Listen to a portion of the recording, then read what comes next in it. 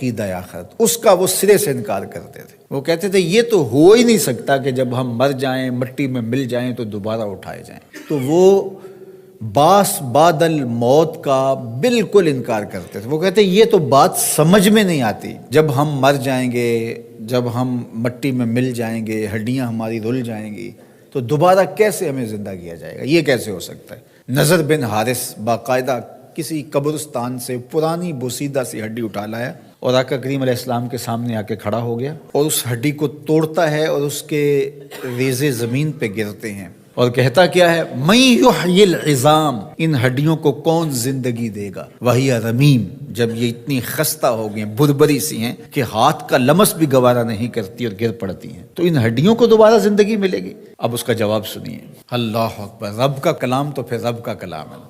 کل، اے محبوب فرما دیجئے، یحییھا الذی انشأھا اول مرہ وہو بکل خلق علیم، جب یہ ہڈیاں نہیں تھیں، اب تو ہڈیاں ہیں، اب تو میٹیریل موجود ہے، بکھر گیا ہے، ٹوٹ گیا ہے، جب یہ ہڈیاں بھی نہیں تھیں، اس وقت جس رب نے انسان کو بنایا تھا وہ ہڈیوں کو جوڑ کے بھی بنا لے گا۔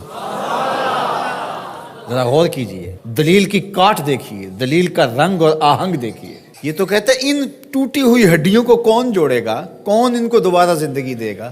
یہ سوال وہ پوچھ رہا ہے، وَضَرَبَ لَنَا مَثَلًا، مثالیں کہاوتیں وہ بنا رہا ہے، وَنَسِیَ خَلْقَ، جو اپنی تخلیق کو بھولا ہوا ہے، جس کو یہ یاد ہی نہیں ہے کہ میں کون ہوں۔ ننھی بوند سے میری تخلیق ہوئی اور پھر ہڈیاں بھی بنی، گوشت بھی چڑھا اور پھر جو ہے وہ روح بھی پھونکی گئی۔ اگر یہ اپنی تخلیق پہ غور کرتا جو ہڈی اٹھا کے لایا ہے تو یہ سوال ہی نہ کر پاتا کہ یہ کہاں تھا اور یہ کیسے آیا۔ تو وہ ڈٹ کے انکار کرتے تھے عقیدہ آخرت کا۔ تو یہ شروع سے رہا ہے، لوگ عقیدہ آخرت کا انکار کرتے ہیں، آج بھی بہت سارے لوگ عقیدتاً آخرت کا انکار کرتے ہیں، عملاً اور رویتاً بہت سارے لوگ انکار کرتے ہیں۔ جو آخرت کو فراموش کر بیٹھتا ہے اور دنیا کو ہی سب کچھ سمجھتا ہے اور آخرت کی بالکل تیاری نہیں کرتا، وہ بھی آخرت کو فراموش کیے ہوئے ہے۔ اللہ اکبر۔ تو اللہ تعالیٰ جل شانہ نے اپنے پیغمبر کے ذریعے سے اس تیقن کو کس طرح لوگوں کے سامنے پیش کیا۔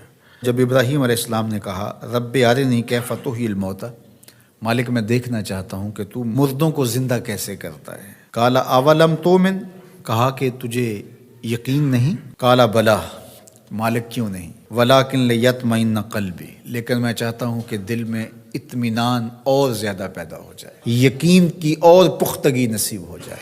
قال فخذ اربعۃ من الطیر، کہا 4 پرندے پکڑ لو، فصرہن الیک، اور ان کو اپنے ساتھ مانوس کر لو، پھر ان کو ذبح کرو، ٹکڑے کرو، گوشت بناؤ، قیمہ کرو اور مکس کر کے مختلف پہاڑوں پہ ڈال دو۔ کہا اب ایک ایک کر کے جانور کو پکارتے جاؤ، یاتینک سعیا، آپ دیکھیں گے دوڑتے ہوئے تمہارے پاس آئیں گے۔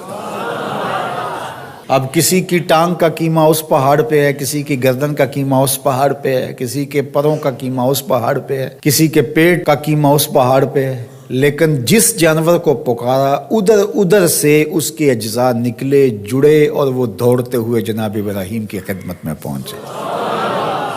تو کہا ہم ایسے ہی مردوں کو زندہ کریں۔